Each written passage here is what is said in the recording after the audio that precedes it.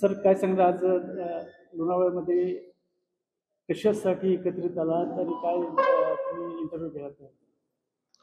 आगामी लोणावळा नगरपालिकेच्या निवडणुकीच्या निमित्ताने लोणावळा शहराचे अध्यक्ष आमचे सहकारी अनिल भाऊ गायकवाड आणि आमची सर्व कोर कमिटी यांच्या माध्यमातून लोणावळा शहरातल्या 13 प्रभाग 27 नगरसेवक पदाचे उमेदवार आणि नगराध्यक्ष पदाचे उमेदवार यांच्या मुलाखतीचा कार्यक्रम आज या ठिकाणी आम्ही सर्व प्रमुखांनी नियोजित करून काम सुरू केलेलं आहे।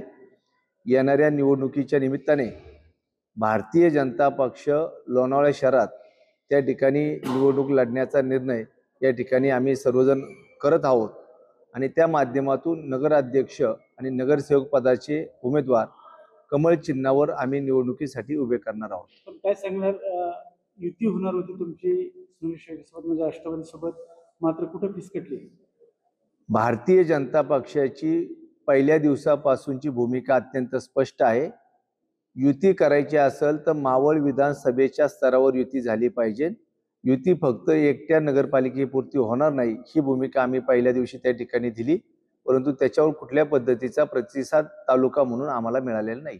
तुमचा एक उमेदवारी त्यांनी जाहीर केला होता तळेगाव नगर परिषदचा अध्यक्ष म्हणून, मात्र काल त्यांनी विचार करू असा विचार केलेला आहे। जर तुम्ही कमळावर जर लढत असाल तर आम्हाला विचार करावा लागेल असं त्यांनी सांगितलं। तळेगाव दाभाडे नगरपालिकेमध्ये महायुतीचा उमेदवार म्हणून त्यांनी संतोष दाभाडे पाटील यांचं नाव जाहीर केलं, परंतु भारतीय जनता पक्षाच्या कोर कमिटीने एकत्र बसून भारतीय जनता पक्षाची कार्यपद्धती आहे, त्या कार्यपद्धतीच्या माध्यमातून कोर कमिटीने आमचे सर्व नगराध्यक्ष आणि नगरसेवक पदाचे उमेदवार यांच्या मुलाखती घेतल्या आणि मग आम्ही त्या ठिकाणी संतोष दाभाडे पाटील यांच्या नावाला आमचा देखील पाठिंबा आहे, कारण आमचा संघाचा स्वयंसेवक भारतीय जनता पक्षाचा कार्यकर्ता तळेगावच्या डॉक्टर हेडगेवार भवन या प्रशासकीय इमारतीमध्ये नगराध्यक्ष म्हणून जाणार असेल तर त्याचं आम्ही त्या ठिकाणी नक्कीच स्वागत केलेलं आहे। परंतु 28 जागेच्या संदर्भात देखील त्या ठिकाणी चर्चा होऊन झाली पाहिजे। त्या स्वरूपाची चर्चा झाली तर पुढची दिशा आमची त्याच्यातून ठरेल। नगर परिषदेचे तळेगावची त्यावेळेस उद्घाटनाच्या समारंभात सुनील शेळके यांनी एक हात पुढे केला होता, मात्र जर तुम्ही जर म्हटलं त्यांना की जर आम्ही मावळाचा विकास करत असेल तर 2 हात पुढे करतोय, मात्र कुठेही फिसकटली ही जे महायुती।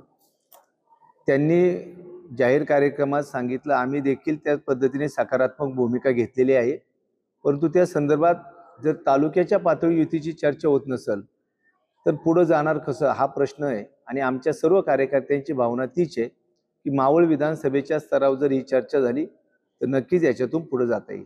संतोष दाभाडे जे आहे ते परत मग तुमच्याकडून अध्यक्षपदासाठीच निवड आहे का त्याची? भारतीय जनता पक्षाच्या कमळ चिन्हावरच त्या ठिकाणी ते निवडणूक लढणार असं त्यांनी त्या ठिकाणी सांगितलेलं आहे।